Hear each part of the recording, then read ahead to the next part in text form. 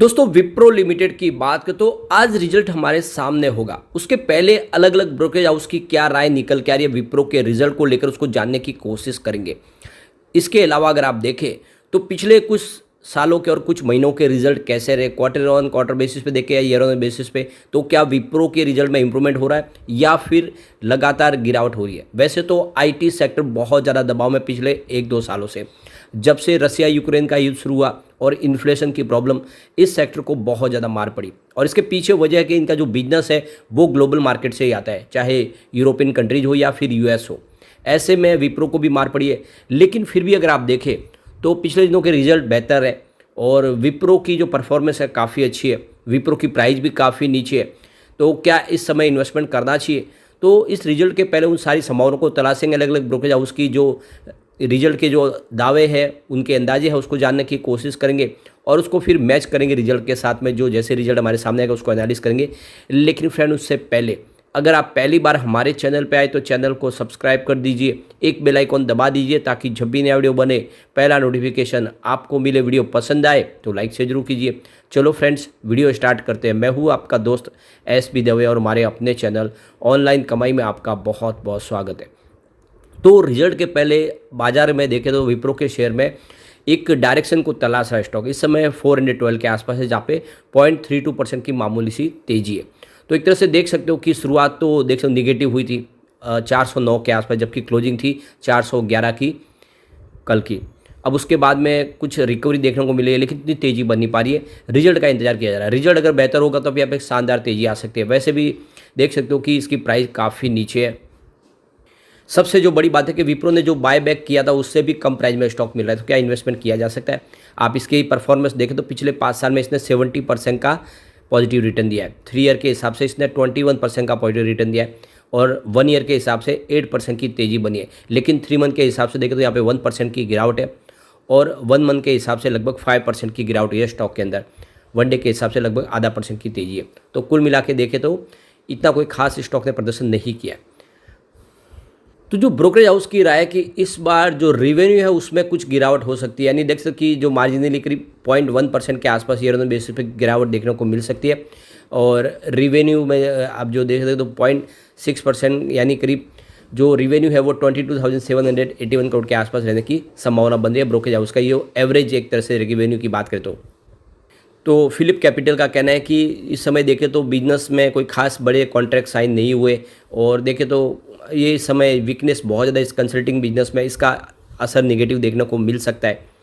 अब दूसरी तरफ मोतीलाल ओसवाल की तरफ से देखें तो उन्होंने भी यहाँ पे कुछ अंदाजे लगाए। मोतीलाल ओसवाल के हिसाब से यहाँ पे अगर आप देखें तो मोतीलाल ओसवाल का जो अंदाज़ा लगाया गया है उस हिसाब से देखें तो जो कंपनी का रेवेन्यू है, एस्टिमेटेड रेवेन्यू, वो 22,781 करोड़ के आसपास रह सकता है, जहाँ पे देखें तो 0.1% की क्वार्टर ऑन क्वार्टर बेसिस पे आपको गिरावट देखने को मिलेगी। ईयर ऑन बेसिस पे देखें तो आपको 0.6% की गिरावट देखने को मिलेगी। यानी इस बार revenue quarter on quarter basis पे देखें या ईयर ऑन बेसिस पे तो रिवेन्यू कम होता हुआ दिखाई देगा। कंपनी के एबिटाडा मार्जिन की बात करें तो 16.95% के आसपास रह सकता है, जहाँ पे 90 BPS की अंदाज़ा है क्वार्टर ऑन क्वार्टर बेसिस पे और ईयर ऑन बेसिस पे 95 BPS की अंदाज़ा लग रही है। अब नेट प्रॉफिट की बात करें तो 2,875 करोड़ के आसपास रह सकता है नेट प्रॉफिट, जिसमें क्वार्टर ऑन क्वार्टर बेसिस पे 0.17% की वृद्धि देखने को मिल सकती है। लेकिन अगर ईयर ऑन बेसिस पे देखें तो 8.1% की शानदार वृद्धि देखने को मिल सकती है। तो कुल मिला के नेट प्रॉफिट बढ़ सकता है इस बार, लेकिन रेवेन्यू में गिरावट हो सकती है।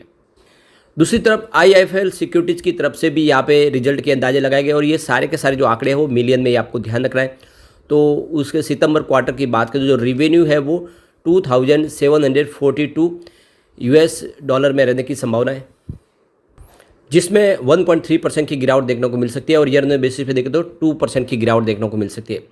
अब रेवेन्यू रुपीज़ में अगर देखें तो यहाँ पे आपको करीब 2,28,044 मिलियन रुपीज़ के आसपास रह सकता है, जहाँ पे देखें कि 0.1% की गिरावट देखने को मिल सकती है क्वार्टर ऑन क्वार्टर बेसिस, 0.7% की गिरावट ईयर ऑन बेसिस पे रह सकती है।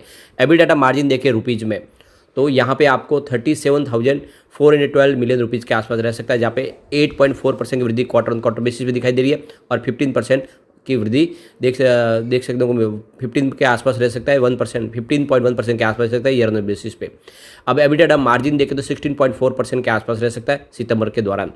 अब प्रॉफिट आफ्टर टैक्स देखें तो यहाँ पे आपको 30,134 मिलियन रुपीज़ के आसपास रह सकता है, जहाँ पे क्वार्टर ऑन क्वार्टर बेसिस पे 5% की वृद्धि देखने को मिल रही है और ईयर ऑन बेसिस पे लगभग 13.3% की वृद्धि देखने को मिल सकती है। तो यहाँ पे भी क्लियरली समझ में आया कि कंपनी का प्रॉफिट बढ़ सकता है लेकिन रेवेन्यू गिरता वो दिखाई देगा। EPS 5.7 रुपीज़ के आसपास रह सकता है, तो इसमें देख सकते हो कि 10.3% की वृद्धि होगी क्वार्टर ऑन क्वार्टर बेसिस पे और 16.6% की वृद्धि होगी ईयर ऑन बेसिस पे। तो क्लियरली समझ में आ रहा है कि प्रॉफिट बढ़ सकता है लेकिन रेवेन्यू गिरेगा। कोटक इंस्टीट्यूशनल इक्विटीज के हिसाब से भी देखें तो जो रेवेन्यू है उसमें 0.6% की गिरावट देखने को मिल सकती है और इसके पीछे वजह की हाई एक्सपोजर हुआ है कंसल्टिंग सर्विस के अंदर, उसका असर नेगेटिव देखने को मिलेगा। JM फाइनेंशियल इंस्टीट्यूशनल सिक्योरिटीज के हिसाब से भी देखें तो यहाँ पे जो रेवेन्यू ग्रोथ है उसमें 0.8% की गिरावट देखने को मिल सकती है और एबिटा मार्जिन 16% के आसपास स्टेबल रह सकता है। BNB परिबास की बात करें तो यहाँ पर भी उनके हिसाब से रिवेन्यू में 1.7% की क्वार्टर ऑन क्वार्टर बेसिस पे गिरावट देखने को मिल सकती है और इसके पीछे ग्लोबल स्लोडाउन की वजह। तो कुल मिला के देखें तो जितने भी ब्रोकेज हाउस है वो इस समय कह रहे कि रेवेन्यू गिर सकता है कंपनी का। अब ओवरऑल देखें तो विप्रो का जो नेट प्रॉफिट है उसमें 10.3% की ईयर ऑन बेसिस पे वृद्धि देखने को मिल सकती है, जो 2,933 करोड़ के आसपास रह सकता है और जो रेवेन्यू है उसमें भी 1.3% की मामूली सी वृद्धि देखने को मिल सकती है, जो 22,828 करोड़ के आसपास रह सकता है। तो ये एक अंदाजा है अलग अलग ब्रोकरेज है उसके हिसाब से, तो क्या रिजल्ट बिल्कुल वैसा ही रहेगा ये देखना होगा। लेकिन अगर ऐसे भी रिजल्ट की संभावना बनेगी तो इसमें गिरावट की संभावना नहीं है, आने वाले समय में कुछ पॉजिटिव संभावना जरूर बन सकती है रिजल्ट के साथ में। अब अगर हम कंपनी के रिजल्ट को देखें, रेवेन्यू पिछले एक साल के हिसाब से देखें तो आपको रेवेन्यू तो बढ़ता हुआ दिखाई देगा। जून 2022 में जहाँ पे 22,100 करोड़ के आसपास था रेवेन्यू, जो जून 2023 में बढ़ के 23,479 करोड़ तक पहुंचा है। वैसे मार्च में रेवेन्यू काफ़ी अच्छा था, 23,836 करोड़ के आसपास था। तो क्वार्टर ऑन क्वार्टर बेसिस पे रेवेन्यू गिरा था लेकिन ईयर ऑन बेसिस पे रेवेन्यू बढ़ा है। अब यहाँ पे कंपनी के प्रॉफिट की भी बात करें अगर तो देख सकते हो कि जून 2022 में 2,559 करोड़ के आसपास था प्रॉफिट, जो जून 2023 में बढ़ के 2,886 करोड़ के आसपास पहुंचा, लेकिन मार्च में ये 3,094 करोड़ के आसपास था। तो सेम यहाँ पर भी देख सकते हो कि क्वार्टर ऑन क्वार्टर बेसिस पे प्रॉफिट गिरा है लेकिन ईयर ऑन बेसिस पे प्रॉफिट बढ़ा है। अब यहाँ पे अगर हम पिछले 2-3 सालों की बात करें तो रेवेन्यू में अच्छी वृद्धि हुई है। जून 2019 की बात करूँ 9,018 करोड़ के आसपास कंपनी का प्रॉफिट था, जो 2022 में बढ़ के 12,243 करोड़ तक पहुंच गया। जहाँ पर देख सकते हो कि काफ़ी शानदार वृद्धि हुई है। पिछले 4 साल से लगातार देख सकते हो कि प्रॉफिट बढ़ी रहा, लेकिन 2023 थोड़ा सा कमजोर है कंपनी के लिए, जो रेवेन्यू गिर के 11,367 करोड़ के आसपास आ गया। तो जो पिछले 4 साल से रेवेन्यू प्रॉफिट लगातार बढ़ रहा था वो प्रॉफिट 2023 में जाके कम हुआ, तो कुछ कमजोरी रही है और उसकी वजह से इसके शेयर की प्राइस भी नीचे आई 2023 में। लेकिन अब देख सकते हो कि जो गिरावट होनी थी, जो खराब होना था हो चुका है, ज़्यादा की संभावना नहीं है। तो आने वाले समय इस रिजल्ट की संभावना को देखना होगा और क्या रिजल्ट के आंकड़े बिल्कुल वैसे ही रहेंगे जैसे हमने अंदाजा लगाया, ये रिजल्ट के साथ में पता चलेगा। लेकिन इसके लिए रिजल्ट का इंतजार में जैसे रिजल्ट आएगा उसको एनालिसिस जरूर करेंगे। लेकिन फ्रेंड, कोई भी इन्वेस्टमेंट करने से पहले अपने फाइनेंशियल एडवाइजर से बड़े ले ले या अपना खुद का रिसर्च करें, क्योंकि मैंने वीडियो आपके एजुकेशनल पर्पज़ के लिए ही बनाया। वीडियो पसंद आए तो लाइक शेयर कीजिए और चैनल को सब्सक्राइब कर दीजिए। Thank you friend.